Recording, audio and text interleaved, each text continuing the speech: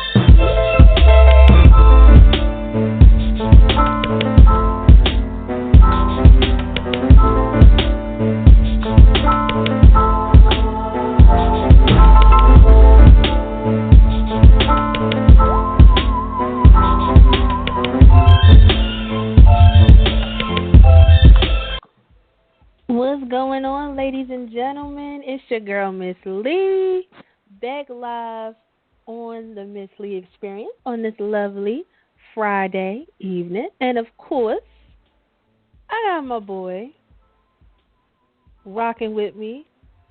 T, what's good? What's going on? what's up, Lee? What's good people? Well, another week. Yes. Over. We're back in it. It's radio time. It's go time for all of those out there listening in radio land that's getting ready to go out and get it popping tonight, whatever. Absolutely. Welcome to the show. For those that's at home chilling with a bottle of wine, doing fine, welcome to the show. For those that's tuning in for the first time, welcome to the show.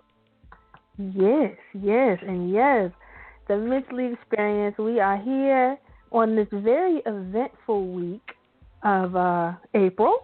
A lot going on, and I'm really excited not only to have our special guest join us later on in the show. His name is Charles Holloway. He's repping the Virginia area, giving us some great information about purchasing a home and just all of those different elements of the home buying process.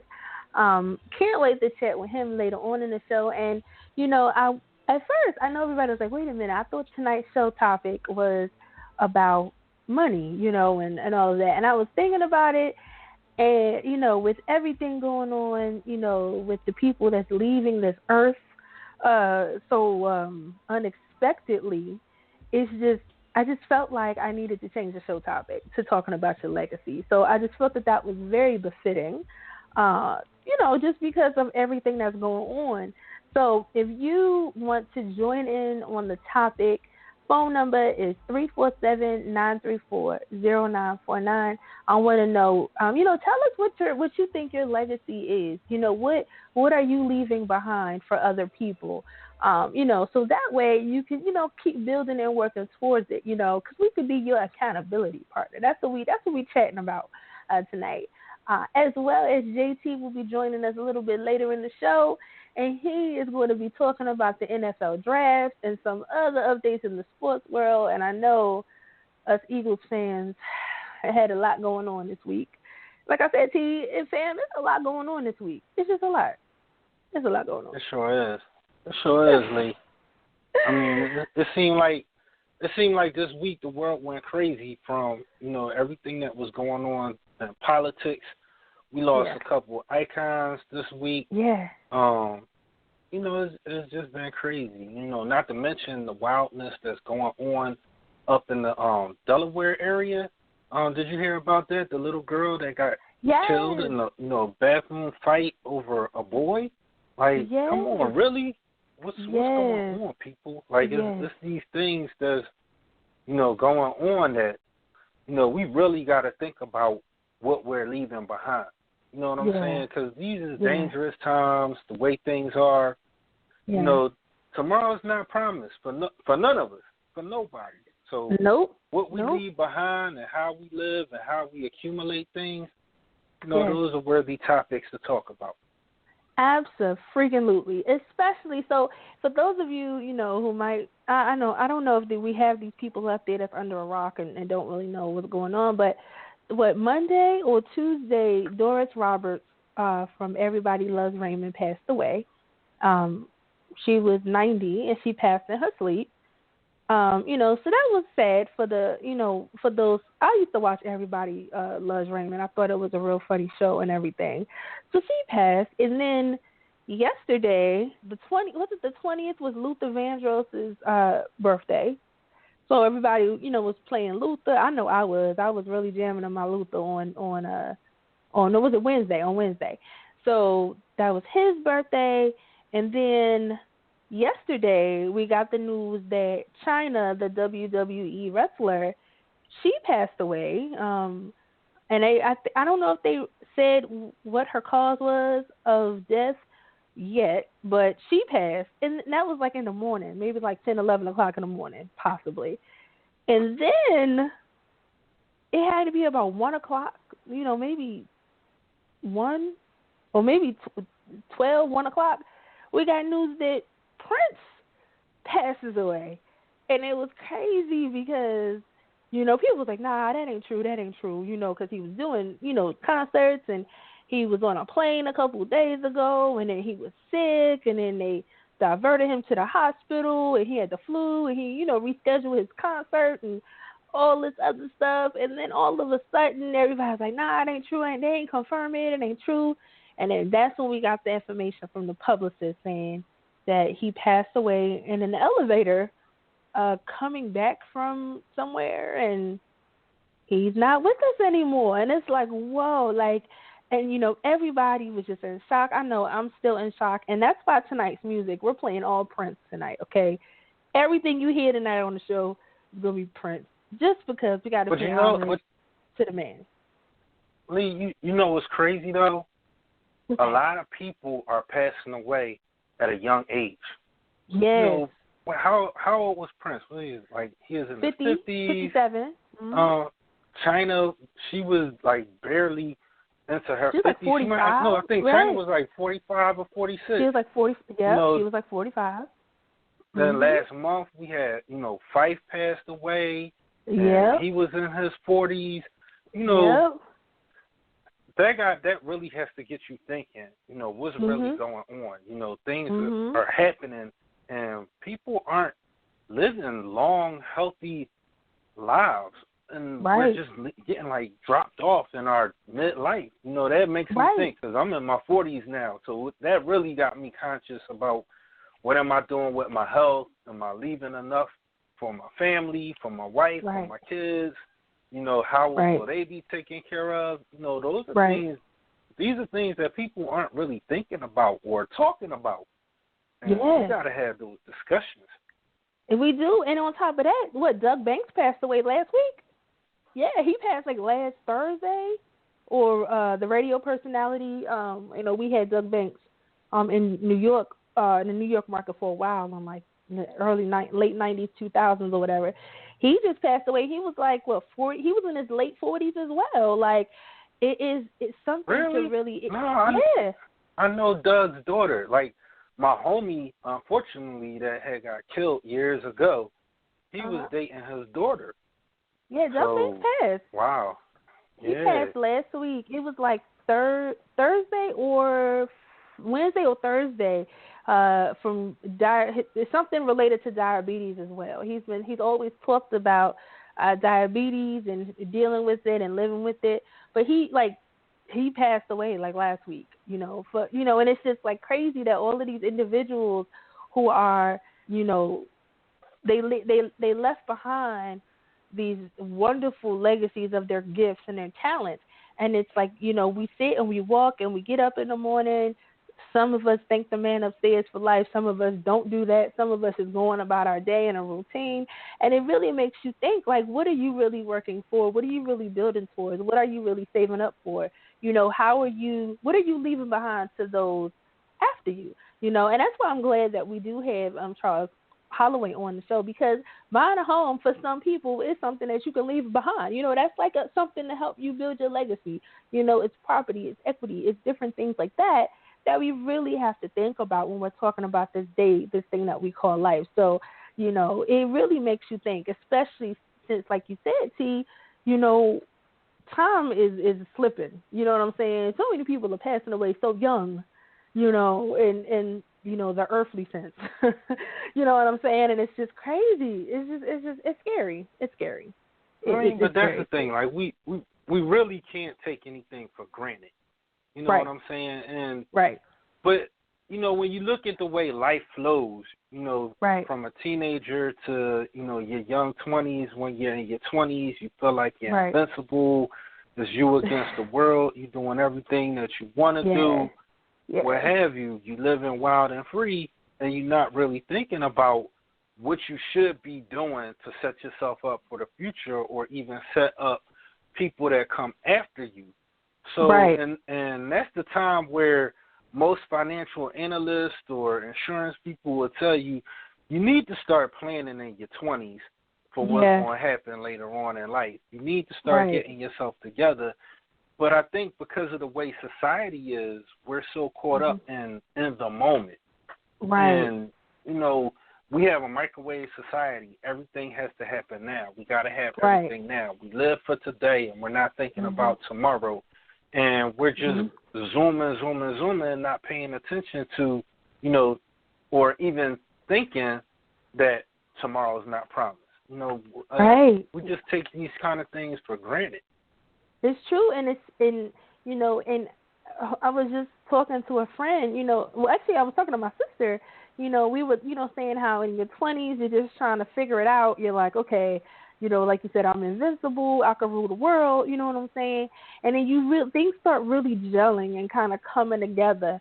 You start figuring out life in your 30s, right? And then it's like, I think this thing called life, you know what I'm saying? In the words of Prince, this thing called life is something that we're living for. Now, how do we make this thing worth something? How do we survive together and still, have something to look forward to every day? How do we live happily? How do we live prosperous?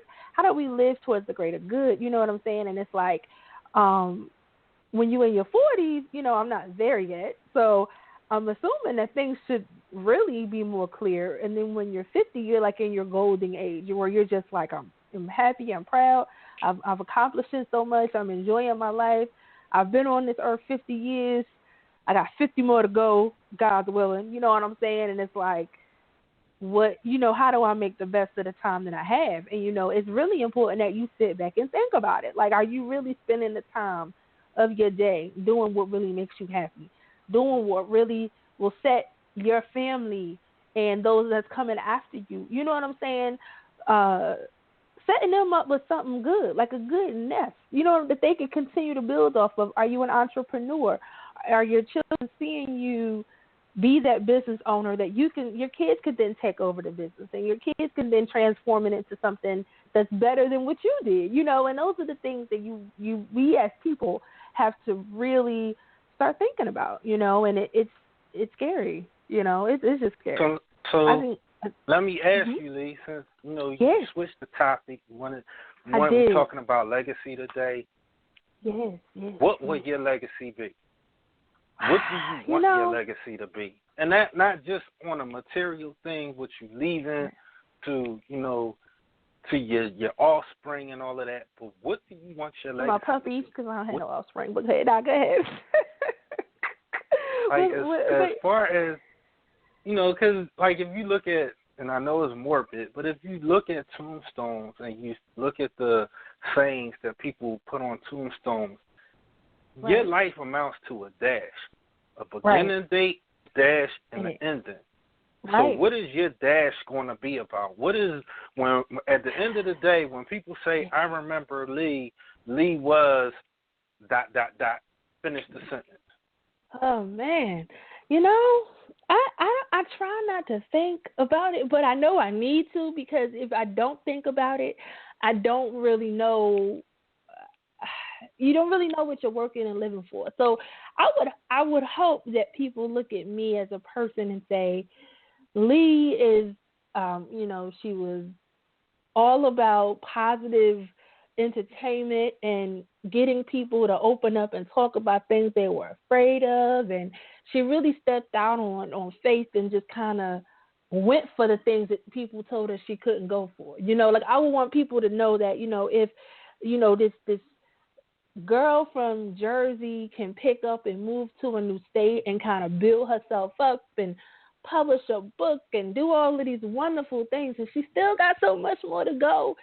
I would hope my story and what I've been through can be somewhat of a unwritten legacy, like a written legacy, not materialistic, because I really feel like just for myself, I have so much more that I need to do. You know what I mean? Like I see my vision, of my production company where I'll make movies and teach other people how to make movies and bring comic strips back, and get those creative people out there together to kind of just put great stories to different formats. So I hope, God keep giving me air to breathe, that would be my legacy. Like, even if it's on a small scale, if I'm not blessed to get it on a grand Oprah, Tyler Perry, Lee Daniels scale, I would at least hope that locally or people that know me from my voice would get that from me. So I hope that's what my dash would say. And that she a crazy Eagles fan who's just traumatized from this week's events. You know what I'm saying? Like all of that kind of encompassed in the situation. That's what I would have to say. But That's right. But yeah, T, what about you? What will be your legacy? What do you think people are gonna say about you? What are you leaving behind? I'll put it to you like this: my legacy right now are my children. It's always said, your daughter is your life, your son is your legacy. Well, both of my children are my legacy. And what I hope to do is instill so many good morals, values, life lessons that they will continue to instill those in further offspring of our family. So first and foremost, I want my legacy to be embedded in the Wakefield family name. I want my legacy to be embedded in what I instill into my children and leave behind. On a whole other level, though, I've always thought or felt from a younger age that I was destined for greatness. And I've always wanted to touch people in such a way that they remember something special about me. Like, T is really creative. I'm an artsy kind of person. I dabble with music. I dabble in the writing, production, all types of things. So whenever I encounter people through any of those mediums, I want to leave a legacy of a part of me that touched their life that was like, wow, I took that from them. Either you took some knowledge from me, you took some wisdom from me, or you were entertained in such a way that it's going to bring you back to a time in your life where it's going to make you think about a certain period. And, speaking of legacy, sad to say, I had a brother-in-law and his legacy, which really got me to thinking, his legacy was the fact that he brought joy into everyone's life that he touched. And it really got me to thinking because, everyone is sad, but everyone had the same story. Regardless of who you were or how you came into contact with him, he was a positive person. He was a wise person who instilled wisdom, and he always tried to lift you up through laughter and just having a good spirit about himself. And that's like, wow, and people showed out. People turned out for the funeral. It's like when I go, I'm not having no funeral. I'm having a party. It's going to be a party. It ain't even going to be nobody. It's just going to be show up and party, because T was doing it when he was living. But there ain't going to be no tears. We all going to be celebrating. Everybody get a cigar at the door and some whiskey. Everybody get it together. Cigar and whiskey. That's right. Cigars and whiskey at the door. Light them, smoke them. That's how we doing at my funeral. Like I said, not funeral, life celebration. But absolutely. Thinking of legacy, That's what it is. Like I just want to be able to touch people in a way that just leaves things better than the way I found them. Right. That's what I want my legacy to be. Yes, and I think that's a good that's good, and I think, as ladies and gentlemen, like, you have to think about these things, like how are people going to remember you? And it's not if you made mistakes and you had issues, you didn't always do the right thing or good thing to people. There's never too late to right your wrongs. It's never too late. Not to say that the person that you did wrong, is gonna forgive or whatever. But at least in your heart of hearts, you are who you are. And everybody's human. Everybody makes mistakes. And it's like when we look at these artists that have passed away, like Prince and Whitney Houston and Aaliyah and Big Pun and Billie Holiday and Duke Ellington. I mean, like, all these artists, they all had their demons. They had their issues. They weren't perfect by any means. But you hope that the positive, creative, and their gifts, that they worked towards while they were breathing on this earth, help uphold the bad. You know what I'm saying? There has to be a positive weight that outweighs the negative. So, take some time, really think about it. So like I mentioned, tonight's music is all inspired by the artist formerly known as Prince, the Purple Man, the man that had all of the beautiful women known a man. I mean, he had a lot of women, they all was just beautiful women. I mean, the memes that were coming out, all of the tributes that were coming out, there were a lot of things that were being said. There are a lot of things about, the uniqueness of who Prince was and all of that. And, one thing I would say to add on to what you were saying before about legacy is, really, if you really want to leave a legacy, you have to understand your purpose, and you have to follow your purpose. And one of the things that I completely forgot and shouldn't have forgot is, along with my legacy, I also want people to know that I was a person who believed and trusted in God. Like, that is, that's one of the things that, when people walk away, I want them to be like, yeah, he has God in his life. He believes. Right. He's a believer. So, and part of that is finding purpose and understanding purpose. And, sometimes to truly understand your purpose, you have to have those conversations with God. Yep. Don't wait till the end to have a conversation with God. Right, talk about, Lord Jesus, what is it? What was I supposed to do? Did I do all I was supposed to? I feel you. You can't have those conversations too late. It's never too late to have a conversation, but you hope that you have that talk before you can't really do what you're supposed to do with the time that you're here. You know what I'm saying? So, we want to talk about purpose and all of that tonight on the show. So, Misslee Experience, call in 347-934-0949. I want to know, what's your legacy? Tell us about it. We want to know what you're leaving, because you sharing it with us, might help us remember you in that way. So, this is Prince, Let's Go Crazy. This is a snippet from the live Super Bowl performance that he did back in 2007. I got the clip, and let's get it.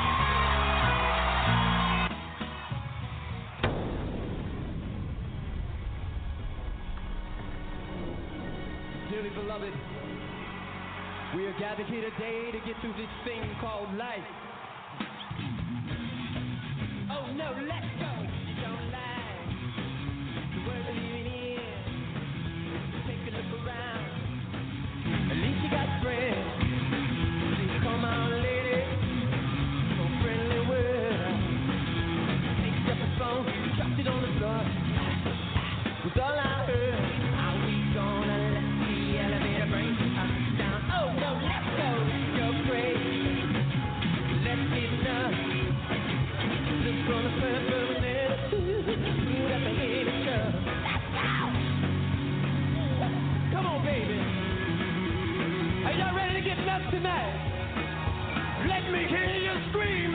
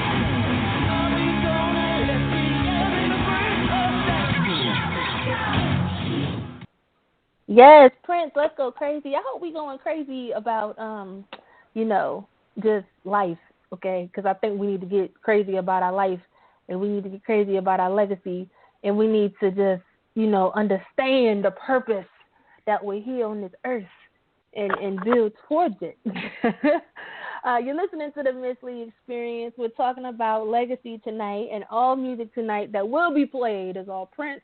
And I know a lot of you gave me some requests on the Miss Lee Facebook page about what you wanted to hear. Now, unfortunately, I'm going to put this out there. Prince did not have a lot of his music available without purchasing.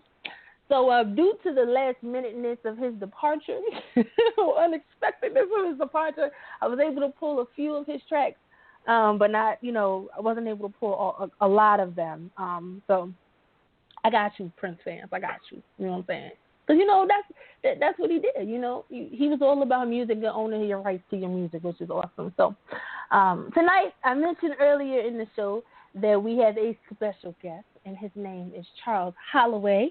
And I've had the privilege of knowing this young man, I would say, for about 6-7 years-ish, something like that, somewhere around there.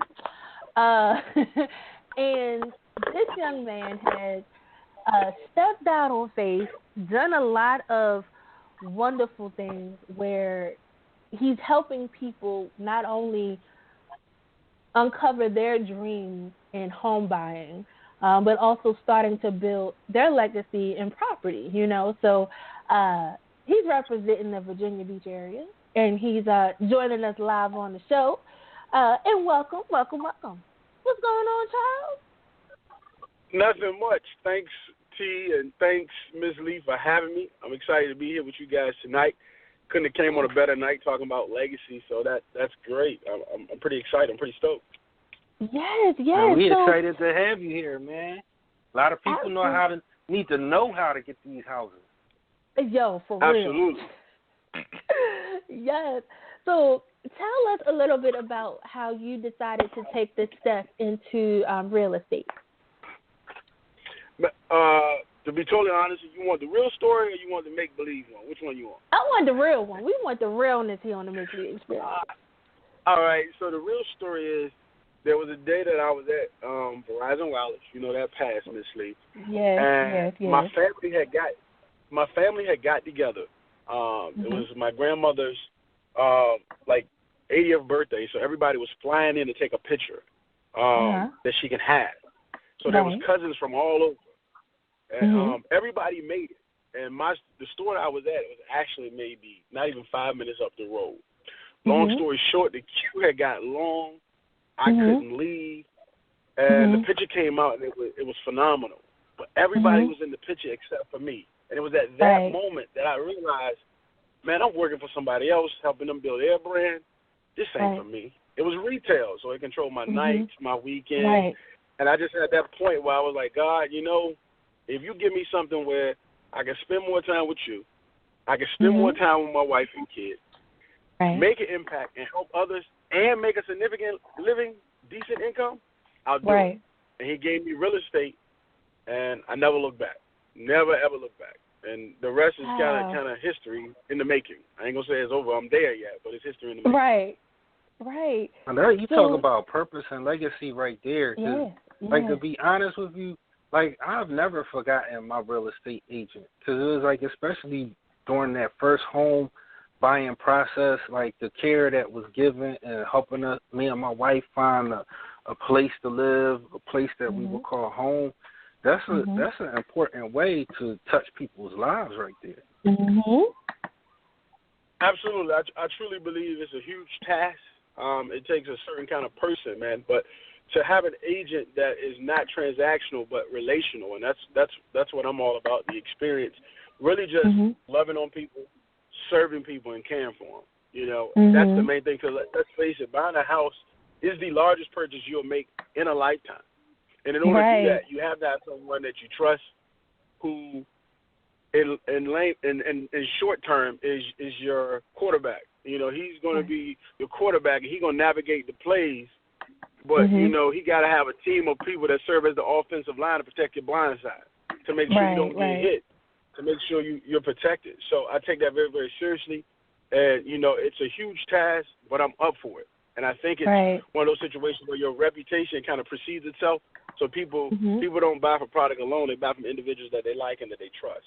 So for all my clients out there listening tonight, I'm very humble that you trust me and you appreciate me to help you through the transaction. And for those people that are going to buy or looking to buy, you got to get someone that you trust who will navigate things on your behalf and protect your best interests. That's paramount. Yeah. So in a nice nutshell, so is because your all of your advertisements and your testimonials all talk about the Holloway experience. So is that what the Holloway experience is outside of the warm and fuzzy feeling? No, I tell people it's kind of like when you were a kid. You remember when mom and dad would take you to the shoe store? Every kid is excited when they get a chance to get new shoes. But as soon as you go in the Foot Locker, the first thing they would say is, "Hey, let me measure your child's shoe your child's foot to ensure that he gets the right shoe." Right. Well, now you go in the Foot Locker and it's music playing. They laying around. They more laissez-faire, and they say, "Hey, you want these or you want those?" And you get shoes, and then you get home and you realize, those Jordans back from '92 don't kind of feel the same way. So I look at it like that in the real estate industry. I don't want to just sell you a house. I want to pay attention to the finite details, and let's do the work on the front end to get it right, to deliver on an experience that's unparalleled in the marketplace. So I pride myself, the experience is doing the things that others aren't doing, being genuine, being relational, being connected. I always tell my clients that our transaction don't end at the closing table. It just begins because I'm a strong believer in client care, taking care of my clients through the transaction and after. I want you to call me after you close if there's a leak or you need a roofer or you need a good contractor or a painter. I want you to be your trusted advisor to have a whole blueprint that I'm your agent for life. NAR, the National Association of Realtors, says that a person at the age of 30 will buy 7 houses in their lifetime. So just imagine if these people elect me to buy how many houses? 7 houses in their lifetime. If you buy a house at the age of 30, you're going to buy 7 properties. So, I get excited about this. I'm way behind. I'm 6 years late. I'm up now. Wait a minute. I bought one, and I feel like I'm one and done. I'm good. Wow. No, it's about legacy. You gotta have. I tell people all the time, you gotta have a 3 to 5 year plan. You look at everybody who's successful, whether it's Donald Trump, Warren Buffett. All these guys have been successful by way of real estate. And I truly believe. And I just want, because we talked about legacy, I just want to tie this in very briefly. You know, it was said one Sunday by my pastor that it says, in the Jewish community, money exchanges hands 7 times before it leaves the Jewish community. In the African American community, money doesn't exchange hands not one time at all. So when you talk about legacy and what you want to do, my legacy, I want it to be that I empower people to reach their potential. Because see, when you think about where do you see some of the most talented people, some of the most prosperous people, it's in grave sight because they never was able to tap into their potential and what was truly destined for them. So I want my legacy to be that coach, to be that champion, to allow people to see that there's greatness inside of them by way of real estate that will metamorph into other things. It's not that people don't want to. It's that someone never took the time to show them that it was possible and that they can. Yeah. And that is the Holloway experience, because we focus on giving more than we receive. Right. So let me ask you this, because as we talk about legacy and tie it into real estate, a lot of people tie legacy to wealth as well. So as a real estate advisor, are you also helping people to build wealth through houses, and how are you accomplishing that? Absolutely. I tell people that there should be a succession plan. I'm not one of them agents that say, hey, this is my first house. You go to the bank and they say, oh, you approve of $350,000. I try to educate my clients that you don't live in the price you pay for the home, you live in the payment. Get a payment that's comfortable for you. This is your first home. Look at it as sheer an investment. How can this home satisfy me and my family for 3 to 5 years? And in 3 to 5 years, I need to call Charles so we can upgrade. I keep this property and have it as a rental property where it's in a nice location, good school system, and there's a margin for me to make income off of it. And from right, there, and it's being taken care of. Right. Exactly. And you continue to, that's how you accumulate wealth. Then you may sell something. Think about this mathematically, and I just want to do this real quick because people always say, well, Charles, what's your retirement plan?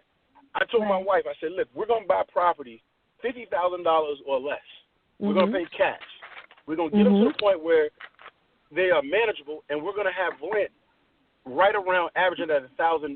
So you imagine in the next 10 years, we accumulate 10 of those properties and we hold them. $1,000 a month, that's $120,000 passive income, whether we wake up or not. Then you add 10 more years of just holding those properties. That's $1.2 million in retirement. Putting this sitting there, and I still have those properties. And if a kid got to go to college, I draw the money out or I sell the house. I don't know any other way to create a foolproof retirement plan that's not built off the economy, not built off whether you get the right president or not, Republican or Democrat. It is surely off your blood, sweat, and equity that you reap the dividends as you're older. Right. So I got you. It's all about teaching people to invest. That's the key. That's wealth. Right. So here's my question, because we have a lot of people out there who've never purchased a home, and they're nervous, and speaking from my own experience, I never lived in a home ever. I lived in apartments and, all of that. So what would you say to that first-time home buyer? What would be the steps to kind of get them prepared? Because a lot of people scare, these first-time home buyers and how to go about it and when to start or when they should plan and, getting their credit together and all of this stuff. So what will be the steps to kind of get that first-time home buyer in the steps of making their first purchase? I think the first phrase I always use people and tell people, Ms. Lee, is don't wait to start. I've seen my twin brother, love him dearly, but he was the biggest procrastinator I've ever seen. Because one day I had to have a conversation with him and say, look, stop waiting to start. Sometimes you got to jump in, make a mistake, or fail forward. And so many people feel as if though my credit score is such a detriment, or I need this score or that score to be perfect. No, you don't. Step number one is realizing, listen, this is the goal. This is what I want to do. Let me call somebody to give me insight, whether it's good or bad. How do you eat a well? If you was going to eat a well, no matter how big it is, one bite at a time. So partner yourself up with a phenomenal lender or a real estate agent who will give you step one to say, listen, this is where you are credit-wise, because that's the start. This is where you are credit-wise, and a lot of lenders will give you guidance if your credit is not where it needs to be, or realtors for that matter, and say, look, you need to do X, Y, and Z. You pay this off, this will move that score up. I see so many programs, we'll fix your credit here, we'll fix your credit there, and I tell people, to me, that's garbage, because the only thing that's going to fix your credit and put you in a better situation is discipline and time. If you're willing to put in the time and exude the discipline, you can get started. But always start with the realtor and the lender first, because they're the two paramount. And there's lenders out here who are willing to help people, but you just can't wait to start. Seek the help, and it's there.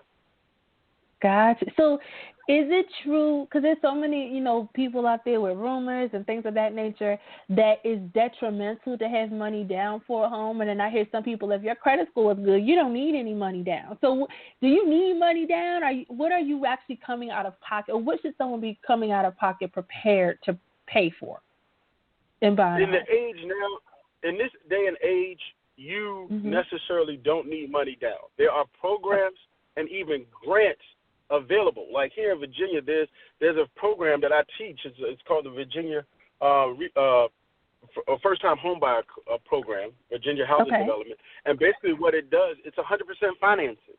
So it's like 96.5%, and then they give you the other 3.5%. They roll it in 2 mortgages. So there's no money down on that.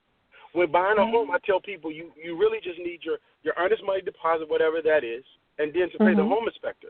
My job when I help my buyers is try to get them into a home for as less as possible. There's so many other different loan programs that you can truly get into a house for little to nothing. But I always tell people, and this is one of the biggest myths, well, such and such and Sally Sue got this, and this is how their experience was. Number one, everybody's experience is going to be different. It's going to be authentic to them. So just because their experience is that way, you don't know what that situation was. So you owe yourself to, check out your situation on its own in its entirety. Right.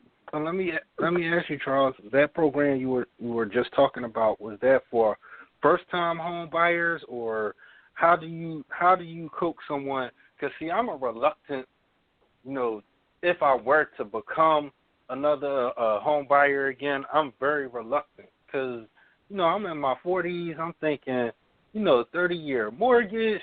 I'll be paying a mortgage till I'm in my 70s. I'm not trying to do that at all. Right. What do you tell somebody like me? Program was a first-time home buyer program, but I would tell you that when you're gone, you can't take it with you, but you surely can leave it to someone else. And I know you talked earlier about your 2 babies. So my goal to you, if you was a client and we was having a consultation, do whatever it is necessary to accumulate 2 houses. Why? So you can leave those to the children. Because the interest rate you're paying right now, they're historic low. Just 7 to 8 years ago, we was talking about 7, 8, 9, 10% interest rates. Right now, we're in the 3s and maybe 4s. So it's still 50% less than what it was in the big boom. Your children, when it's time for them to buy houses, probably won't even see an interest rate that low. So you owe it not only to yourself, but to them to continue to buy property, so if nothing else, you can leave it to them and let them either build on it or expand on it. See, the key is it's up to us to provide a way for our children better than what we had. It is their decision whether they want to continue it or not. But you can rest easy on your loins saying, you know what, I did what I was supposed to do. For example, my dad, loved him to death. His thing was he didn't have a house. So his meal ticket was, I'm going to buy a house for the family. I'm going to pay it off. He won. And to be honest with you, yes, he did. He went one step further. But my goal is to buy a house, pay it off, and another one, and another one. Every generation should build upon the next. So my dad wasn't wrong, but in his lens, that's all he knew. Now, me knowing what I know, in my lens, my goal is to expand and build even greater. So, just because you're 40, keep buying, man. Keep buying. May not be much, but keep buying, man. Keep buying. I keep looking at my pockets. It took me so long just to get to a point where I think financially I'm a little comfortable where I'm at. Bills is paid. I'm good. Got a little extra money in the pocket. Can have nice things, what have you.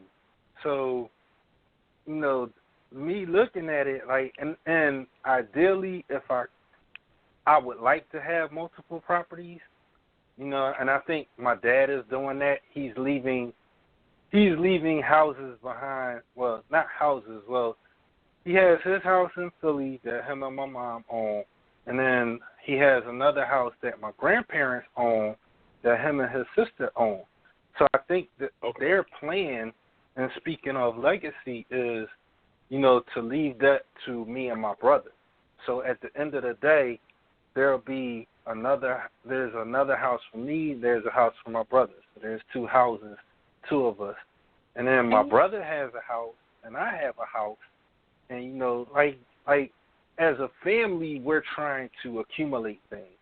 And, my brother has timeshares. I have a timeshare. What's your thoughts on that? Do they count as property too? I don't really believe in timeshares, but go ahead. That's just my. I'm about to ask you. You got the search button for the explicit language because I'm totally anti-timeshare. Let me tell you, ladies and gentlemen, and if you guys, let me tell you, before we talk about the timeshare thing, phone lines are open 347-934-0949 if you have home buying questions and you want to talk about your legacy. But here's my opinion on a timeshare. I don't believe in putting money or paying for something that I'm not going to fully get my value out of. If I'm going to do that, I'm going to go and purchase a vacation home and rent that shit out and just keep it freaking moving. Because I have friends that like, I gotta stay a number amount of weeks per year in this house because I'm paying on it. Like, what? I feel like it's, and I'm an avid traveler. Like, I feel like it's just a waste of money and energy. And you're never really going to get what you're putting out in it, in my personal opinion. But some people like it. Some people really take advantage of it. But I'm like, look, buy that house out in Hawaii and just freaking rent it out when you're not there. At least you're making something on it as opposed to just paying for something every month and then you're not really reaping the benefit.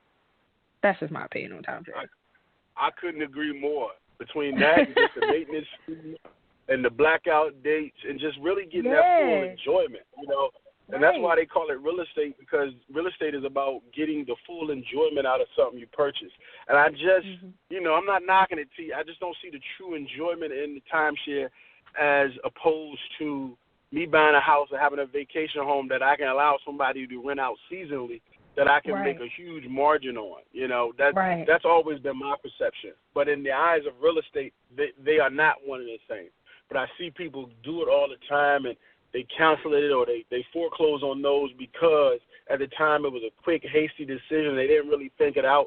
And the main reason why people cancel is either the maintenance fees or the fact they don't get the enjoyment out of it like they thought they would. Right.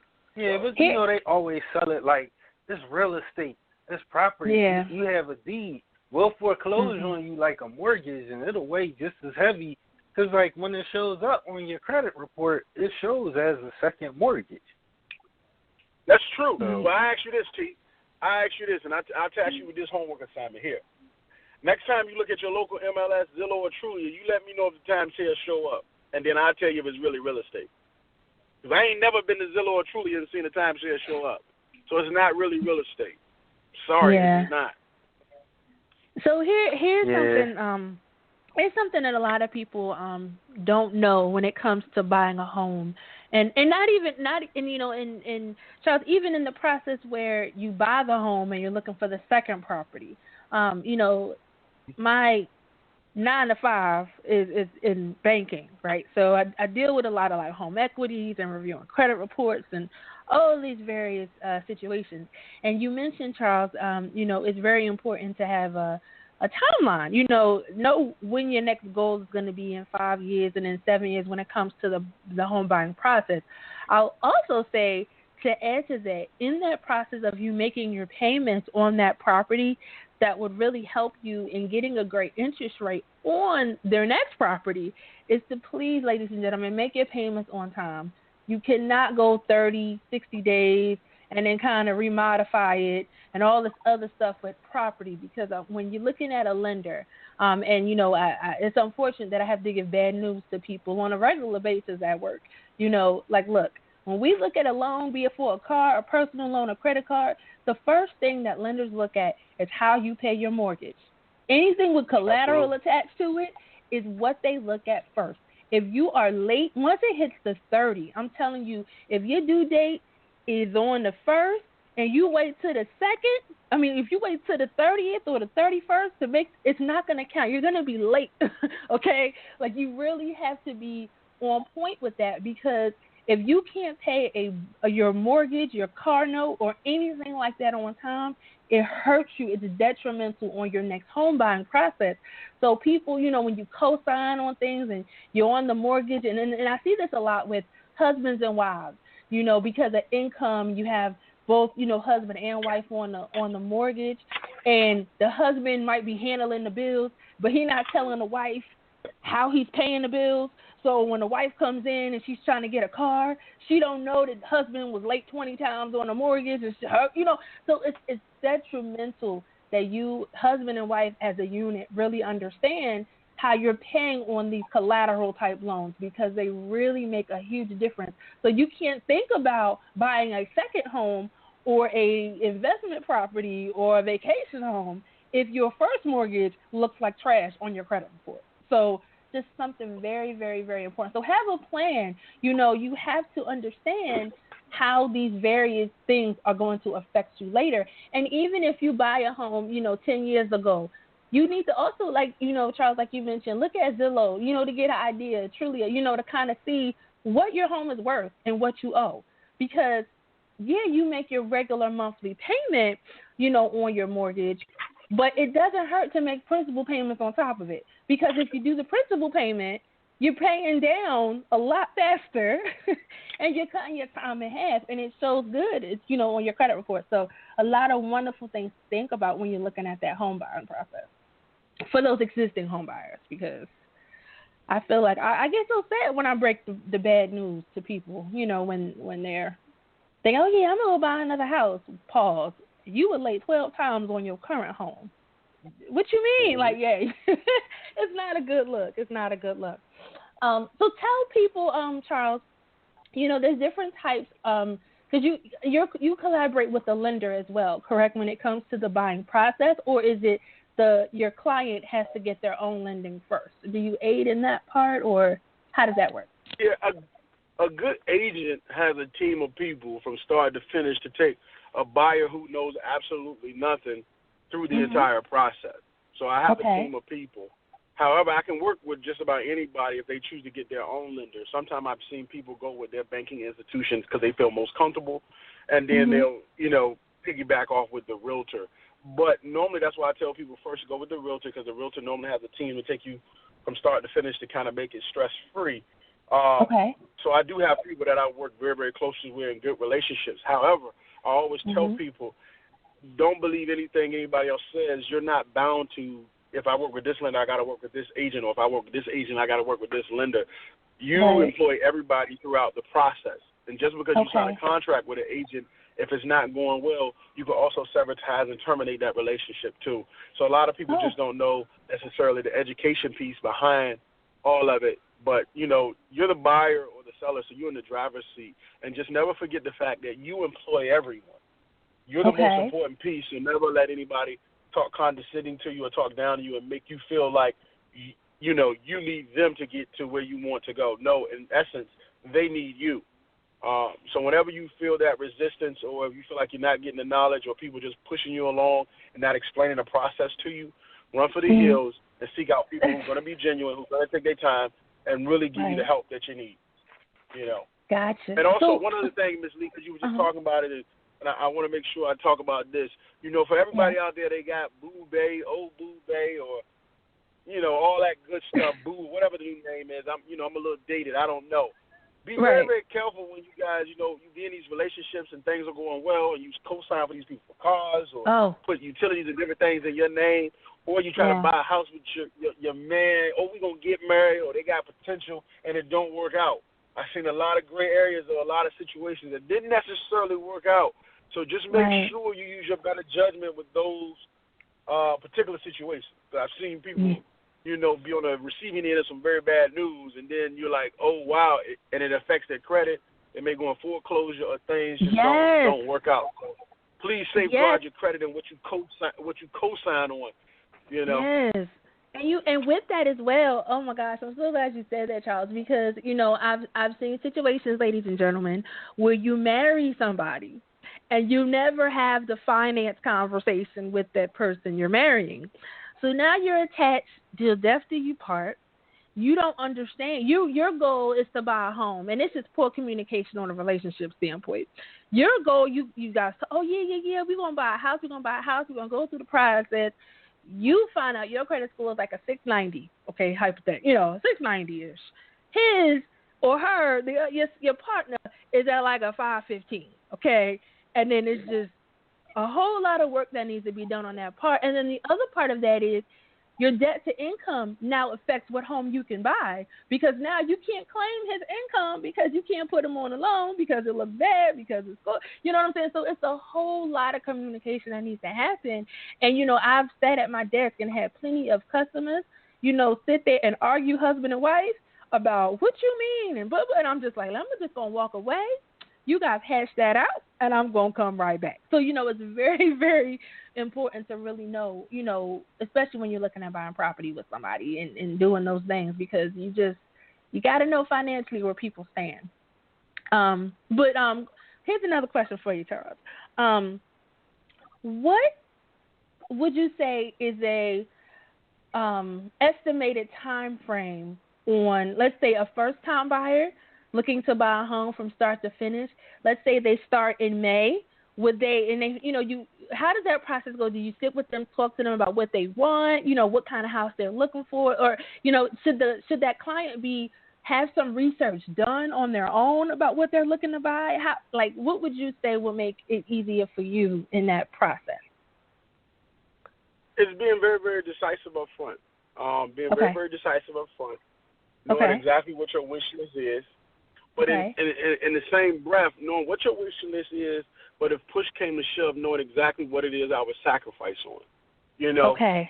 That's why talking to the lender up front is important, because you don't want to go out here looking for $400,000 houses and you only qualify for $250,000. You really want to know what it is that you qualify for and what you want. If you want a single family home, or if you want a townhouse, if you want a yard, garage, know all these things, because it'll make the process smoother. Because I always tell people, once you get to that magic number of 15, once you look at 15 houses or beyond, they all start running together, so you can't remember a distinct difference to help you make a decision. Now, I always tell it, a very, very engaged buyer takes ownership of the process and says, you know what, Mr. and Mrs. Agent, I see these 20 houses I like, but I'm going to go the extra step. Here it is, a Friday night. I'm going to ride past these neighborhoods to make sure I like these neighborhoods. Saturday morning, I'm going to get up and see in this neighborhood what I see. Then and then only am I going to say, hey, Mr. and Mrs. Realtor, take me out, let me look at this house because it looks good. I tell people all the time, I use this analogy. I say it's kind of like my wife. If she was ugly on the outside, I never would have talked to her, hollered at her. Not at all. Right. Can't do it to a woman, no matter how much I try. However, if she was beautiful on the inside and ugly on the outside, I wouldn't have talked to her.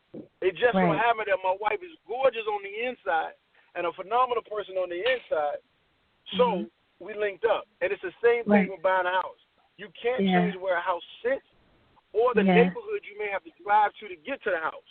So if it's ugly, I don't care how many renovations they've done on the inside, how immaculate and gorgeous it looks in the inside. Yeah. If you don't like what's on the outside, it's not a match. Yeah. So, with that being said, own the process, go see those neighborhoods, vet out those neighborhoods, go to the website to see how close or far sex offenders are, go to the website to see if you need flood insurance, go to the website or call a local police station, ask for a crime report. It's up to you to do your due diligence or employ people who will do this for you. So you can truly know, hey, if I desire to get 123 Main Street, I know everything about 123 Main Street before I sign my name on the dollar line. Right. Now, and that makes a lot of sense, because you think, you should do that with an apartment. You should do that, period. Like, I drove by my apartment like 3-4 times. I was like, let me see how it is on the weekend. Let me see how it is on a Tuesday. Like, you just you just have to be sure, and with the steps and the process and buying a home. So would you say it's the timeline, because people say the inspector, and then you negotiate with the, if it's someone who's selling their house and what the asking price is, and, that whole back and forth, because people watch these shows on HGTV and all these various shows about buying homes and the various elements of it. Do you find yourself, getting in a battle between the seller and the buyer at times, or, how does that process?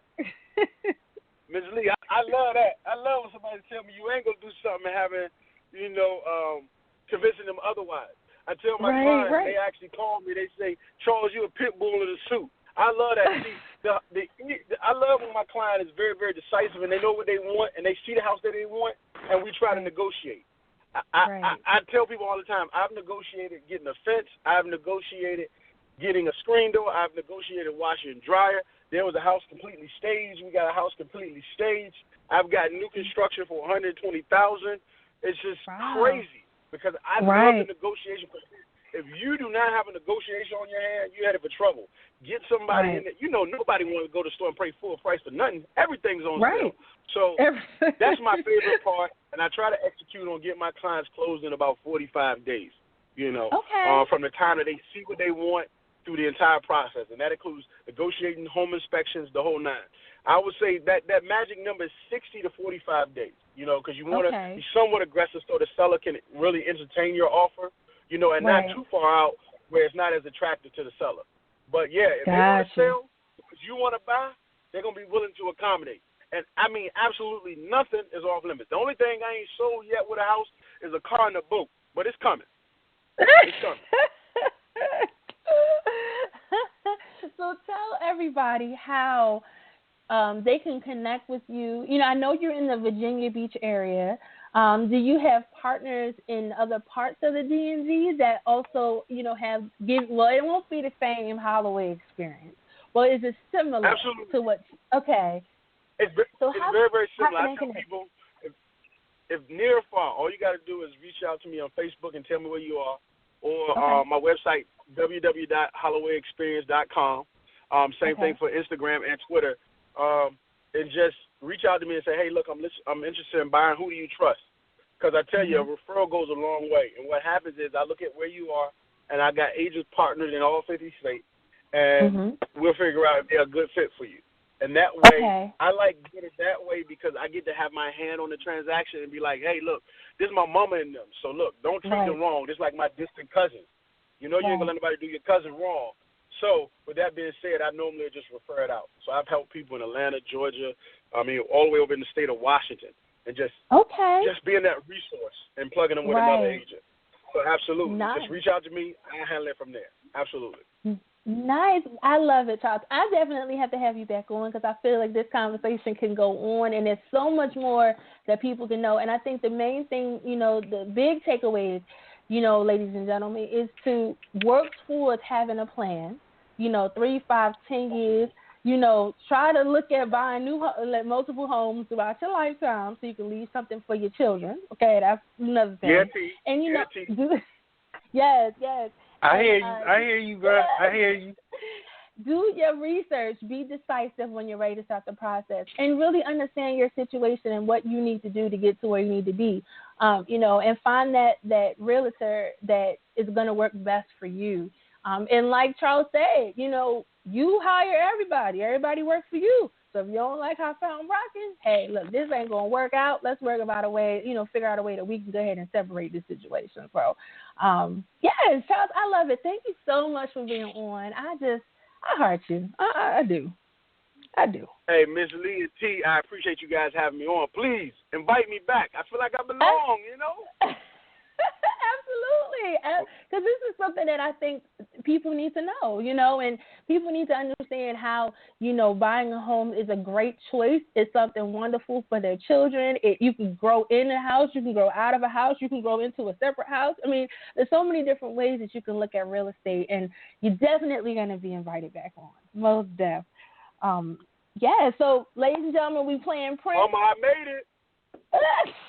We're playing Prince all night. Let's rock with a little sexy with it. We're going to do a little Do Me Baby by Prince. Some people need to get sexy in their houses right now. So go ahead and get sexy. But come back, because we're going to be back.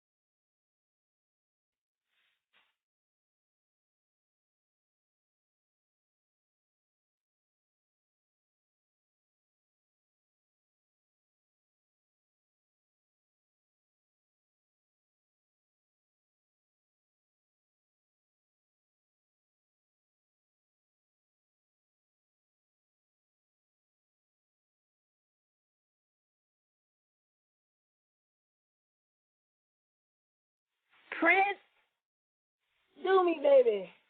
Don't get too freaky in the home, ladies and gentlemen. You're listening to the Justmisslee Experience. Like I said, we're talking about legacy in the beginning of the show all night tonight. Prince is on the playlist. Now, I have something new, ladies and gentlemen.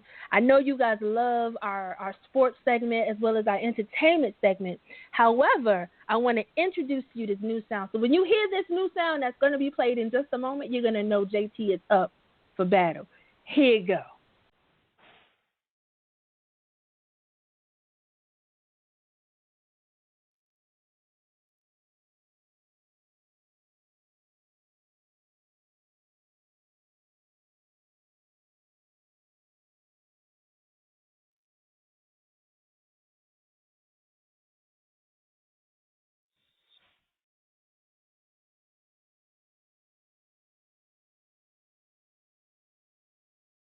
Yeah.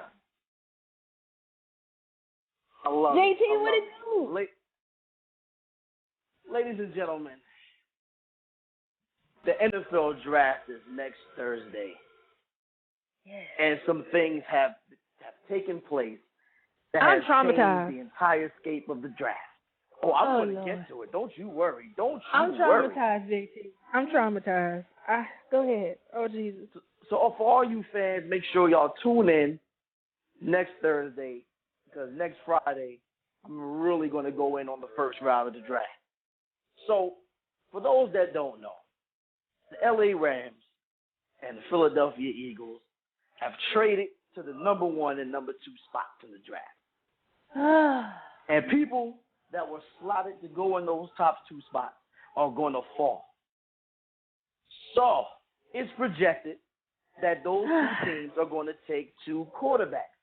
Let's talk about the Rams first, since they got the number 1 spot. They traded with the Tennessee Titans. Tennessee moves back to 15. The Rams move up to 1. But that's not the major trade here.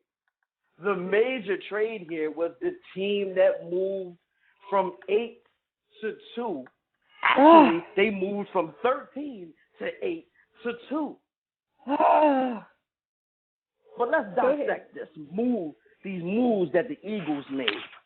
They traded with Miami 2 players, Chico Alonso and Byron Maxwell, and moved from 13 to 8. At this point, the Eagles are looking like geniuses.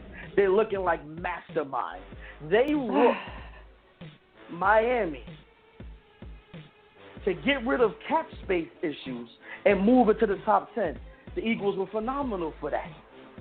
But then somebody in the Eagles organization felt as though they wanted the quarterback of the future right now. And the only way they could get it was to jump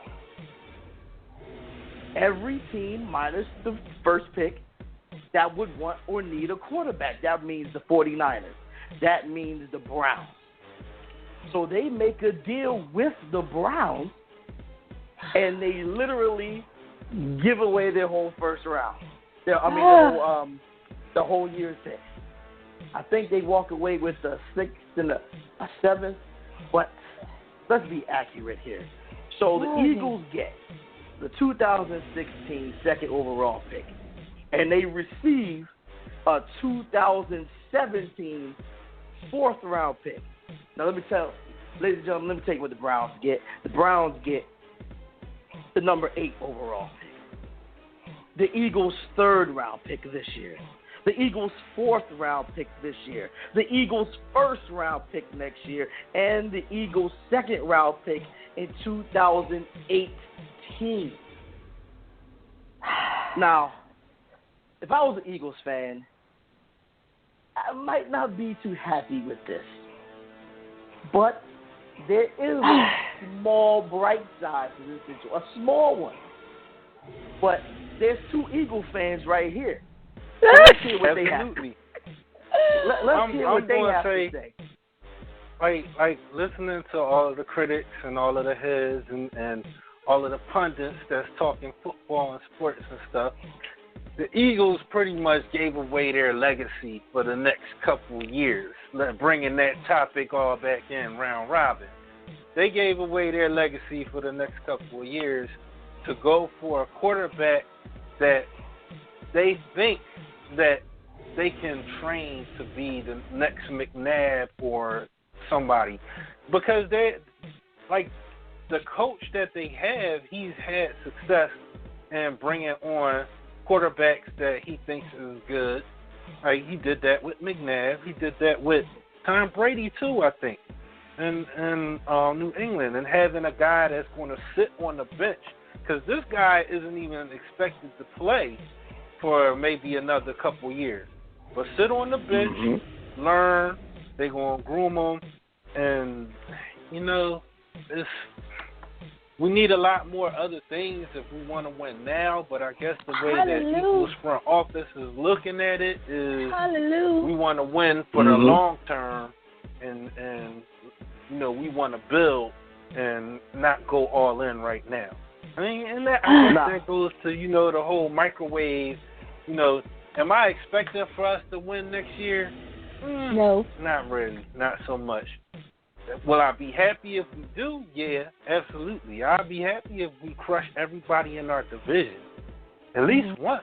Gotta pop them in the mouth at least once. Okay. All right, Lee, tell me what you think. Okay, so I was very I was distraught this week. I was very distraught.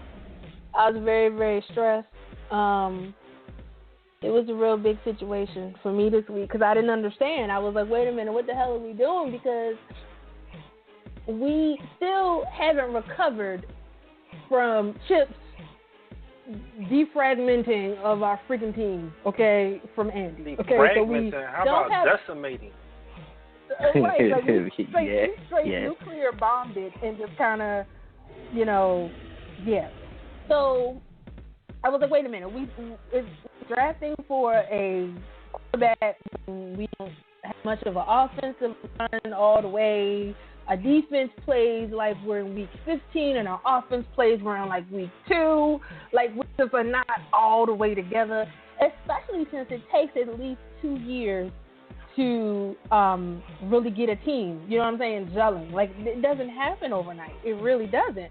So I just didn't understand. I really didn't. Now, I was following, you know, and talking to a couple football players, followers, heavy football followers that really follows a lot of the college players. Because, you know, I watch college football, but I'm not really all the way in like I could be. And I know that the top 2 picks are Wentz and Goff, right? Yep, those are the quarterbacks, Those are the top 2. However, some people were saying that there's other picks in the lineup that's way better than them, right? So, I don't know if I would say way better. Well, one of my... but that's the whole thing. They're saying that this year isn't, you know, as far as picks. It's one of those years. No real superstars, no real dominant dudes. There's not. However, one of the guys that was talking about who would be a good fit for Philly would be Christian Hackenberg, and I was like, really? And they were saying like he would be better because when you know, and they don't really fit the Eagle situation all the way. And they was like, for the Eagles to get rid of everything just for that opportunity, thinking they're going to redo a Donovan McNabb situation, you know what I'm saying? It's like, it's crazy. Because, like, there's other players that have more longevity in their, you know, in their arm, in their weight, in their height, in their mass, you know what I'm saying, that could really have potential. So, I don't know. I'm traumatized. I told you, JT, earlier in the week, I'm going for the Houston Texans all season. Okay. This is terrible. That's my age. Now let me tell you what I think. Now, first of all, you don't trade away. You don't sell the farm unless the quarterback coming out is named Andrew Luck. If you're not on that caliber, I'm not trading my whole team's future for one or two. I'm not doing that. But I am not against drafting a quarterback in the first round, having him sit for 2-3 years, and then, pull him up when he's ready to go. I don't have an issue with that. I actually think that's the smart move. But a lot of people think that if you draft a quarterback in the first round, they're supposed to play immediately. And when people say that to me, I say, look at Aaron Rodgers. Aaron Rodgers sat 4 years before he played, and look at him now. Would we have got the same Aaron Rodgers if he didn't sit? We don't know. But the fact that he was able to sit, but the fact that he was able to sit and learn behind Favre and really learn McCarthy's system, now you got, to me, in my opinion, the best quarterback in the league. And I'll go into that later. Too. But see, and with that though, just in that Andrew Luck situation, not Andrew Luck, but Rodgers situation, he is observing and learning from a freaking hot quarterback. You're not gonna. Bradford can't teach this new quarterback how to do anything. What is he really gonna learn? You get what I'm saying? It's not like you had a Peyton Manning who's teaching a up-and-coming draft quarterback to kind of get his shit together for when he retired to step into the plate. That we don't. Philadelphia doesn't have the legacy or luxury of doing that. You know what I'm saying? Like, if that is something Philadelphia would have done, he should have did that when Donovan was on the team. And, we needed to have somebody who thought we had that in Foles, and then we really didn't, and then Vic came. Look who Brady came up behind. He came up behind Bledsoe. Now, Bledsoe was a good quarterback, but he wasn't elite by any means. And it was the whole thing wasn't behind of Bledsoe that long. Yeah. It's interesting. We have a lot more to work. Our guy won't be behind Bradford that long. I'm not giving up hope on my team all the way. I'm not giving up hope either. Nah. However, I'm a little shady. I just don't know. Here's the thing. What y'all should have did, y'all should have stayed at 13. Y'all should have stayed there, not traded nothing. And if y'all felt like y'all wanted a quarterback, especially if they was going to groom him, take Paxton Lynch at 13. He's a big boy. He has a cannon, and you play in Philly, you play in bad weather, you play in wind. He has a cannon. You can groom him however you want to, because Bradford's contract is for 2 years. You get out with Bradford for 2 years, let him learn whatever, Lynch learn whatever he got to learn, and then put him in. Because in Philly, you got to have some kind of a cannon because of the area you play in. So that's to me. Or even if they wanted to, they could have took whoever they wanted, make the trade to Miami, come in at 8, take y'all run a 3-4, so come in and take a DeForest Buckner, who's 6'7", 290, to be on the edge or in the middle, wherever you want him. Put him along with Fletcher Cox or whoever, and continue that defense. And then in the second round, go ahead and get you a Hackenberg or get you a Connor Cook. You could have done that. And you mentioned Lynch. That's a big dude. That dude is 6'6". He about 245. That's a big dude there. If they felt as though that Wentz or Goff is going to be the future, then, y'all have pieces on your squad right now that can sustain y'all for the 2 years, especially the defense. So it's going to be a rough 2 seasons. It's going to be a rough 2 years because it takes at least 2 years to work in jail under a new administration. That doesn't happen overnight. So you got to get the old players to gel with the new situation and deprogram the Chip Kelly stuff. Then work with the new players. Then phase out Bradford. Then gel again with the new QB. And then figure that shit out again. So I'm technically looking at another 5 years, maybe 2, maybe a year in there of just good luck, of just good, maybe we hit first in the division maybe once on a fluke or some shit. And then it's just kind of a struggle. It's a struggle. Like, that's why, I don't know. It's going to be interesting. Well, we play Cleveland in the first regular season game of the season, and we're going to get our ass smacked. Tuning in for that. We're gonna get our one thing y'all GM is showing that he is aggressive. Clearly, he's showing that. Now, this could, like I said, this could hurt y'all, or this could definitely benefit y'all. But I mean, like, just look at the aggressiveness. Making a trade with Miami, getting rid of an injury-prone linebacker that Chip Kelly brought in, and overpaying Byron Maxwell, which was the dumbest thing he did. I'm like, oh my God. So, your GM, in 2 years' time, 3 years' time, your GM is either going to be the dumbest idiot out there or a genius if this works. Boy. We gonna see. So we got more. So we got the draft coming up. More information on the draft between this week and next week, right? It's this week and next week. Oh, Lord.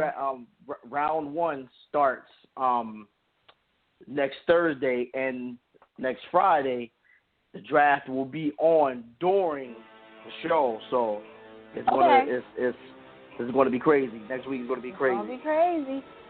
So right now, it's projected the top 10 picks. I'll give you what's projected.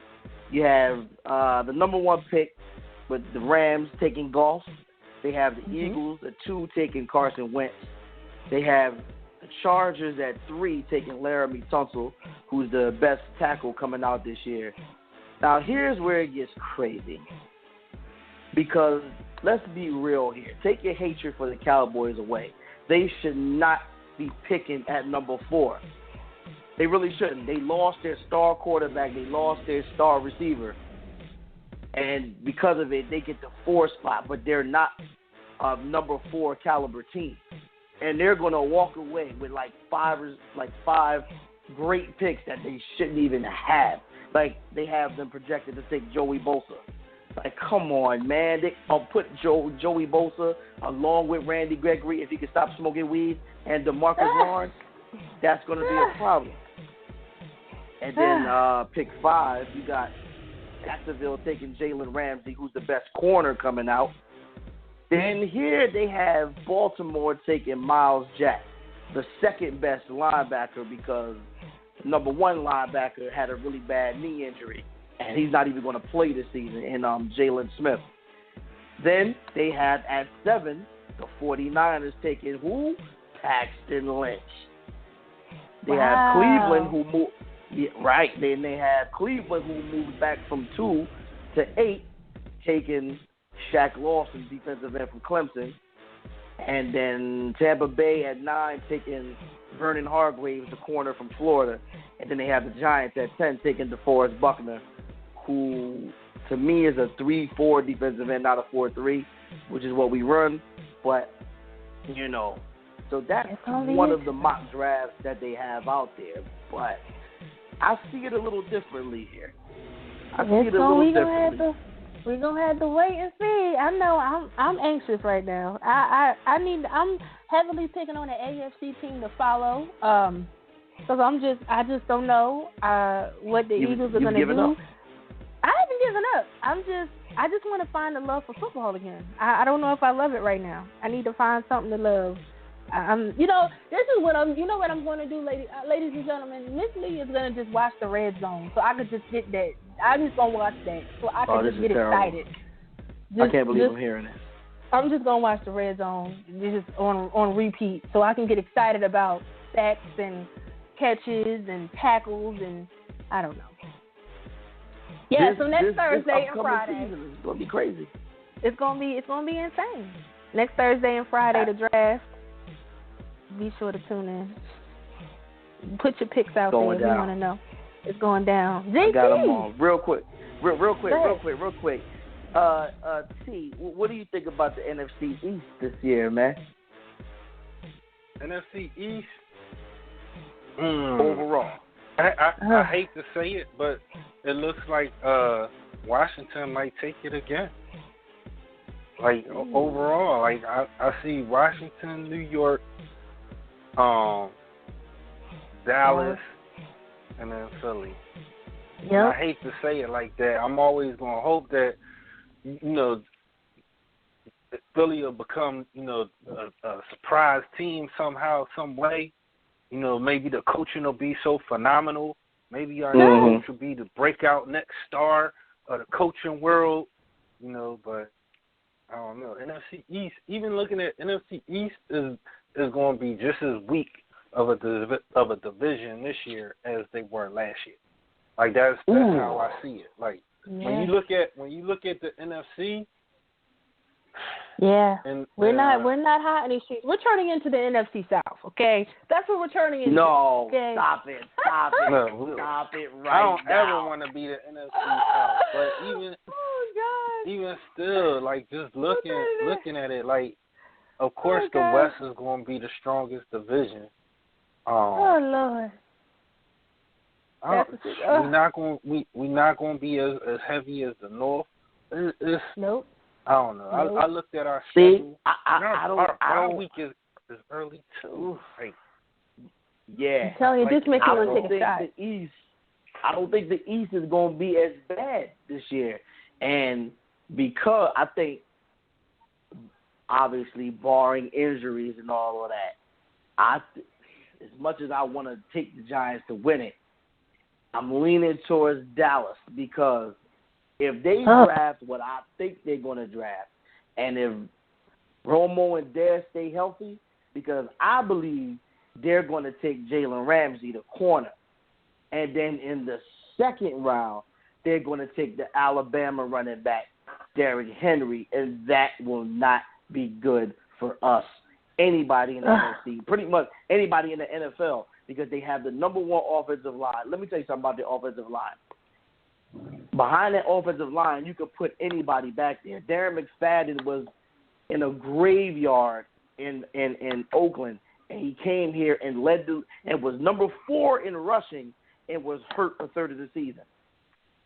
That tells you right there, you can plug in anybody back there and get the job done. And you drafted Derrick Henry, 6'2", 250. He's a faster, stronger Brandon Jacobs practically. So if you're going to put him behind that line, it's going to be a problem because defenses are going to try to put 8 men in the box to stop Henry, and Des Bryant's going to eat off of that. So just off right. If it goes down like I think, whew. I'm not going to speak that into existence, JT, because I have some friends that for some reason they Dallas friends, and I don't want to get their heads all hype, and I don't want to be in a Donald Trump situation when I talk to them. And they're like, "But you said no." I'm not saying that. Yeah, I have to be honest here. Now the Giants. Now we lost a lot of games last year in the last 2 minutes because we couldn't generate a pass rush. Well, we fixed that in free agency. We just got to see how it translates to the field, and we upgraded our corner situation. So basically, we had the number 8 ranked offense last year, and the offense was practically the same. So the Giants, I think, is going to be a battle between Dallas and New York with Washington creeping up in there. So I don't know. We putting out all this negative energy in the air, talking about Dallas going to be great. Yeah, I had one of my homies just called me.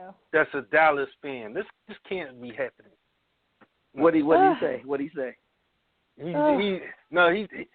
He must have just picked up on a vibe that I was talking about his team. I just let it go to voicemail. Like I said, I don't want to be in no kind of Donald Trump situation and have to backtrack on my words. I am not going to say Dallas is going to be great. I'm going to be absolutely not. I'm going to root for the Houston Texans because they having floods down there and they need some camaraderie in Houston. I'm going to cheer for the Eagles like Donald Trump supporters support him. I'm going to support the Eagles like Donald Trump fans support him. I just can't take the bipolarism of I can't. I'm not. Matter of fact, the Eagles are going to build a wall and Dallas is going to pay for it. Oh my gosh, ladies and gentlemen, it's I the like Justmisslee that. experience. I like We're that. talking That's where about I'm football. We're talking about like legacies, and these damn Cowboy fans and Giants fans and Redskin fans are talking about their damn legacies, and we Eagles are trying to build a freaking legacy, Jesus. I can't. We'll be back after Prince Kiss here on the Mississippi Experience with JT, T, and Miss Lee.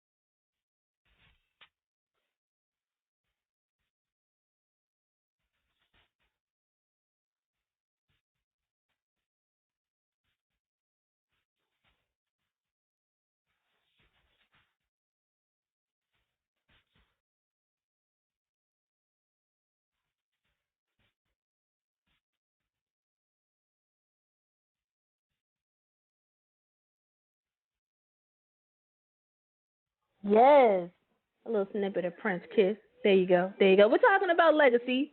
And Prince left a legacy of about 75 million albums with 30,000 trillion songs for all of us to love, enjoy, cry, dance, freak your woman, and just let it out.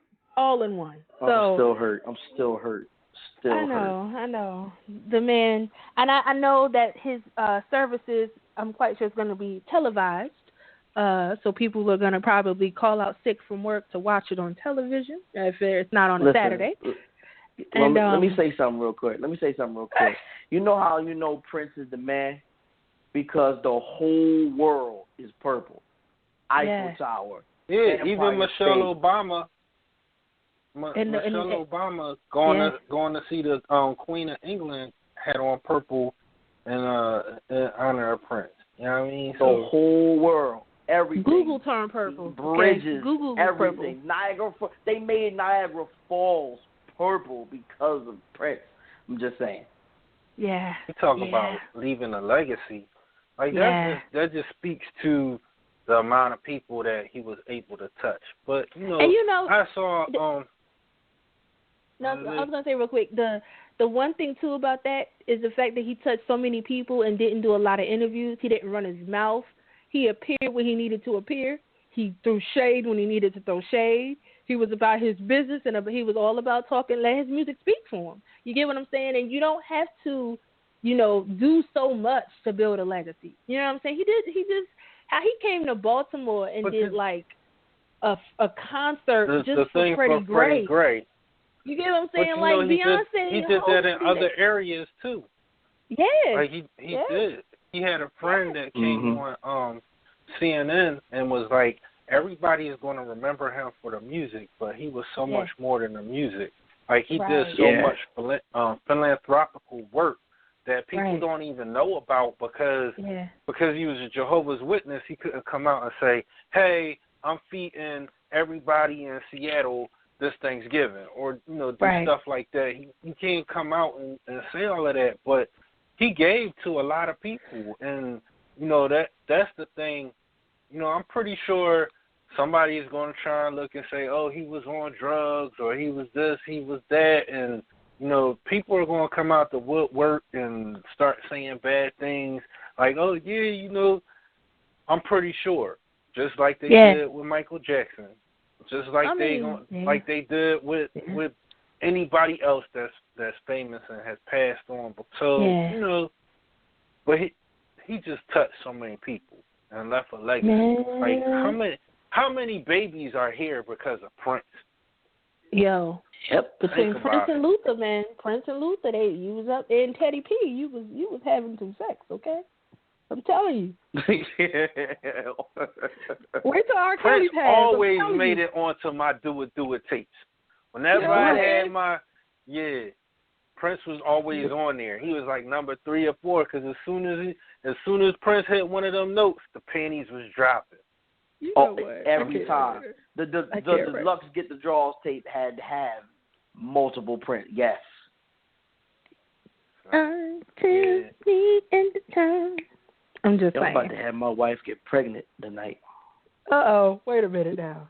On the Miss Lee Experience, the disclaimer for the show and talking about Prince is be sure that you are practicing safe sex and you are able to have a child and afford the baby. Okay?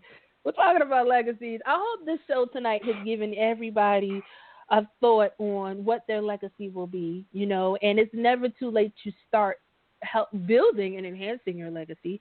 JT, as we close, what would T asked me what my legacy was, what I think my legacy will be. I asked him, so what will be your legacy? What will people remember about JT? I know what I'm gonna remember about you, but I want to know with other people. I'm gonna give the most honest answer I can give. Okay. My legacy will be my children. Oh. I want whatever their accomplishments are, that will be my legacy, pretty much. Oh. Y'all make me want to go and have some children. I'm riding with you on that because that was the first thing I said about my legacy is what I install into my kids. What I instill, the values and morals and all that, I instill in them. So, I'm riding with you on that one. Like, I could build I could build a multi-million corporation. I could, play the guitar and reach millions of people, and that's cool. And there's all different types of legacies. But for me, how my daughter, who is 12, and my son, who will be 4 next week, how they become strong black men and women, that I can't ask for a bigger legacy than that. So that would probably be it. Oh, y'all gonna have me go out and give me a puppy because I need my puppy to have my legacy. And, I love it though. And JT's legacy will also be that he is crazy. He also loves Rick James and Prince and football heavily. And he crazy. He just crazy. That all that rolled up into one. I can't help it. And sometimes he just spaz it out for no reason. He just comes out, and it's just what it is, ladies and gentlemen. That's just what JT is. You'll learn this about me.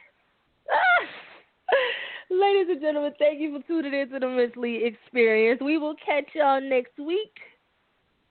8 o'clock, same place, Blog Talk Radio. Be sure to follow me on Twitter, Justmisslee, JUSTMISSLEE, as well as Instagram and Facebook. Follow me. We'll catch y'all next week. And I was going to, close out the show with When Doves Cry. However, I don't feel like crying listening to that song. But, so enjoy your Friday. Rock Prince and party like it's 1999 all weekend. Much love, much blessings. And we'll catch you next week.